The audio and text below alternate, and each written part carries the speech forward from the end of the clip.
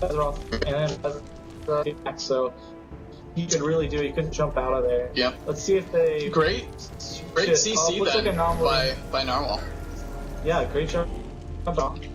And we did go back to Ravager, a little bit more confident on Ravager than Assassin, I believe. It's so hard to deal with all those traps, all the the armor booth, the somebody really can't like lock a target down. Somebody like Fueled, he is very used to this the competitive environment. He's used to the arena environment, and he's someone who knows that when you find an assassin, you don't let them go. And that's what he did. He just did not let up on Anomaly whatsoever. And Anomaly really felt that, and he just was not able to get that re-stealth, and that really cost them, I think. So I think picking Ravager here is a good idea from Anomaly. Oh, it does look like Field did get the trap off. Anomaly is in Armored Booth there in the back. It looks like Anders is going for the link, but he's not able to get it off quite yet. Going for it, looked like it may have been blocked. Field gonna follow up on Anomaly. Swapping focus though to Inebriate to try to keep Inebriate pressured so he can't get heals off onto Anomaly. Anomaly getting stunned, going down at 5% health. Great bubble there by Inebriate though. Gonna mitigate some damage. He needs to come out so he can get the heals, but Anomaly does go down to Field's shotgun blast as he came out of the bubble. Bazaroff taking advantage of this though and getting a double trap off. He's following up on Anders, and Anders does go, Miraculous Narwhal does go down. Anders is very low himself. Basil needs to be careful though, as he is very low. Anders at 5% health, looking to finish him off. He does finish Anders off, making it a 2v1 now. Field left alone to try to finish off both a healer and a Pathfinder. Will he be able to do it? I'm not sure. It looked like Bazaroff and Neighbor are taking advantages. They know it's a game of sustain right now. Bazaroff and Inebriate just need to take the time, little Field down, and that's what's happening right now. As Field's at 4%, and he is going to go down to a zap from Ineb. We did see a very quick counter kill by Bazaroff. After his teammate went down, Anomaly went down, and Bazaroff just went full-on aggression, and he made sure he picked up a counter kill there. Great play by Bazaroff. Well done. Just not letting up at any one point in time. Constant DPS, and that was great. We saw some really good traps there by him as well, getting 2, almost 3 people even sometimes. So great job to Inebriate's team, and they're going to go ahead and move on, and Anders is going to drop down into the losers bracket. But great matches from both of those teams. Honestly, just absolutely great. Yep, I just sent out a link to the bracket to everyone that's just joining us right now. It's in the chat. Now next up, we've got Quasi versus Eradicate. This is going to be pretty awesome. So let's get them into this server and get it started. This is going to be a very good match, I think. On Eradicate's team, we have Jonathan Stye, as well as Santa. So I'm not as familiar with Santa's play. He is a veteran player, but I expect we can see some good plays to come out of him. Fox and Quasi on the same team, that's going to be a dangerous combo right there. Oh, yes, definitely. These are going to be some aggressive, high-end matches, I believe. What do you think, though, Viz? They kind of... I'm wondering whether they're going to play this map out, if they're just going to veto it and skip it. Looks like they might just do that. Yeah. But I want to see them. I want to see them full on clash. Looks like Juice Santa is going to be playing a Pathfinder. Join Anathi is on Ravager. Eradicate will be healing, or they could go trip DPS. We haven't seen a trip DPS team. Eradicate, very deadly assassin, very deadly on all the classes. He's one of the best players in the game. Definitely, definitely known by all the players in the community. And really looking forward. Don't know what he's going to play. He is gold because he joined late. Now we should be getting started with this. All right, it looks like right? these. I think we've got all the teams. Yeah, these teams might go ahead and play out on Fourth Ambush here. Not a favorite map, but an interesting map nonetheless. I believe this map really does showcase some of the great depth of Forge, just the levels of play, you have 3 levels here, and honestly, it feels very dynamic, feels very open, compared to some PvP games where it really just feels flat. So that's one of the great things about Forge free-to-play is that it's 3-dimensional, and it really feels like that. Yeah, we have Eradicate playing Pyro. Joanna Nasty is on the Shaman. Really good. He's going to get a lot of pressure. They are running this double, or the Pyro Pathfinder set up against a Warden and a Pathfinder. Both teams have a Shaman. Yeah. D-Tech in the back, had a curse go off on him, eradicates quickly, following up, cursing him again, getting very low, 8% health, and he just runs in and dies! Oh wow! D-Tech almost feeding a kill there, did a great job, put a lot of DPS down on Eradicate, but he did follow pretty quick, as Quasi and Wolf were not near him. Quasi was in the front, keeping both Santa and Joanna Nasty very preoccupied though, so with a Shaman Warden team, they do have the sustain to possibly clean this up here, but they need to take down Joanna Nasty as fast as possible. Joanna Nasty is able to get a link off onto Wolf. Wolf also taking curse damage. It looks like Joanna Nasty and Eradicate and Santa are just going all out here, full-blown aggression, and that's what they need to do because this team is very vulnerable right now because they don't have a whole lot of DPS to throw right back at them. Yeah, it's going to be really hard to take down this Warden Shaman if they can turtle up, but if they can separate just one of them for a little bit, as Eradicate just tried to do with that Bola, they could take them down really, really quickly. Warden has the ability of Vengeance that stacks up depending on how many enemies are around them, and then they can use those Vengeance stacks to turn on one of their auras. They have Protect Allies, which reduces damage for your allies near you and gives you more HP. So if he's standing next to Fox with a lot of stacks, it could be very hard to take them down. Getting a wall down, followed up with a mouse one from Santa, and that's going to be game. What we saw there was Eradicate just singling out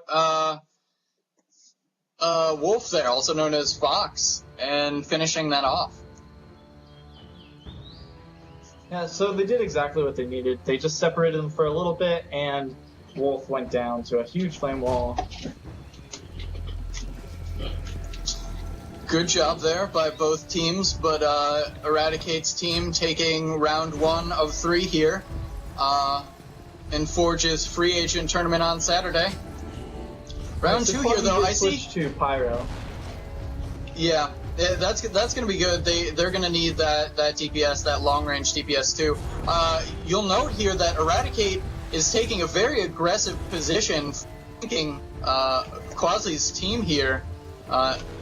So that they really don't have a whole lot of LOS potential on this map, and that's one of the downsides of this map. There is a lot of clutter, but not a whole lot of sufficient LOS beyond these center trees on the flanks. Ju Santa now taking the other flank position side to just give them no LOS potential whatsoever here. Besides maybe a very small between these two tree branches or tree trunks here. Yeah, I kind of want to see them push out. Eradicate is over there on the side. He is by himself. He has a great position, but he is overextended by himself. He has a pyro, so he could flame burst back to his team, but they could really make him pay. Looks like Quasi is going to engage over in the back onto the healer. Joanna Nasty is moving in. Was going for a big flame burst, maybe into a bola pin, but he did overshoot the tree. Looks like they are closing in. Eradicate's going to come over with his flame burst, land right on a trap. D-Tech is not going to make him pay anymore for that. Just going to keep pressuring Joanna Nasty. Looks like Ju Santa's starting to take a little bit of damage as well. Quasi, fell down, is now back up. Looks like he's going to target Eradicate. Eradicate getting a huge firestorm on a D-Tech. D-Tech has a curse. He doesn't get a lot of healing here. He can take a lot of damage. D-Tech at a very low percentage of health. He's at 27% health. If Eradicate and Ju Santa realize this and follow up on him, it looks like they will. They're going to try to burst him down. Eradicate popping that molten armor, doing some damage as they do attack into it. And Dark D-Tech does go down. Great job there by Eradicate and Santa, I think. Yeah, it was a really good job by them. Quasi and D-Tech did attack that Molten Armor by Eradicate, but, you know, basically killing D-Tech. Molten Armor is an ability that the Pyro can turn on. It's an armor that swirls around them, and every time they get hit, it radiates damage out around them. So as they hit them, he got hit probably 4 or 5 times. It took a huge spike of damage, but also dealing out a huge spike of damage to the enemy team. Yeah, Wolf and Quasi here now just trying to sustain. I believe Juice Santa is pretty low though at 30% health. Juice Santa could Quasi go have a curse off on him. Jonah Nasty is gonna pick him up. Juice Santa doing a good job sticking with their healer. Eradicate sitting in the back trying to pressure Wolf. Quasi couldn't go for that kill because Wolf was getting pressured too hard.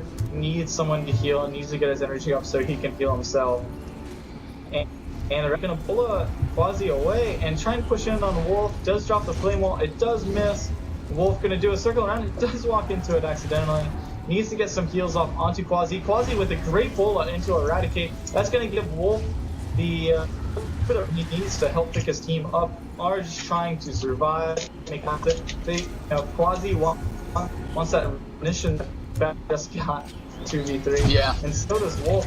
They are both veteran players. They can do it. Juice Santa looks like he's getting targeted right now. No healing on him that I can see. He is on the bottom and the healer is up top. The healer's going to disengage, get on the other side of that tree so he can heal Juice Santa. And Eradicate's just going to push them back. Once they get anyone low, Eradicate's pushing in to make them push back, or he's doing pressure to make, you can't just leave Eradicate alone, or he will kill you. Yes, he will. He is very good at focusing you down and finishing off the kills. Hands down, right especially now, on it's just Pyro. back and forth. I think what they do, Pathfinder has a blind and a root. Eradicate on Pyro does have a bullet that will knock away. I think they just need to focus the DPS and CC. Very low there. Did take a couple of ticks of that flame wall. Eradicate just not letting up, doing as much AoE damage as he possibly can. Good. The flame wall did a lot of damage, cursing Quasi back to back, forcing them to group. The shotguns and flame wall will finish off Wolf, leaving only Quasi at 11% health. Not gonna last much longer, unfortunately, and he does get finished off by Santa.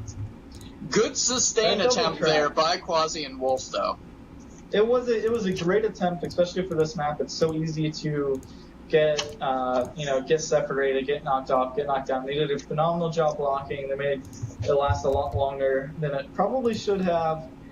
But once Juice Santa was able to close in with Eradicate and help Eradicate deal just that little bit of damage, they came out with the win very quickly.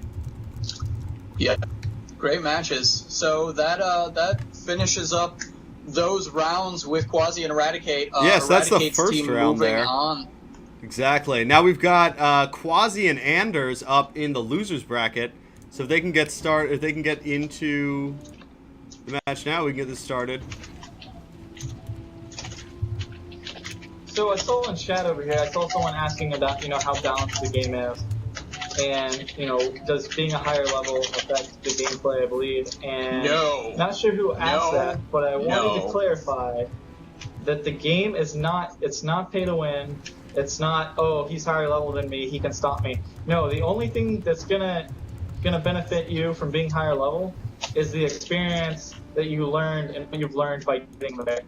Every time you can move around armor points and customization points, but when you move them around, you have to take one out of something else to move it to another spot. So if you want to be a little bit faster, you have to take it out of energy, you have to take it out of armor, there is a downside to add it to something else. It's not flat stat gains. There's never flat stat gains. It's always a trade-off. It's always an even trade-off so that everyone is on a very even playing field at all times.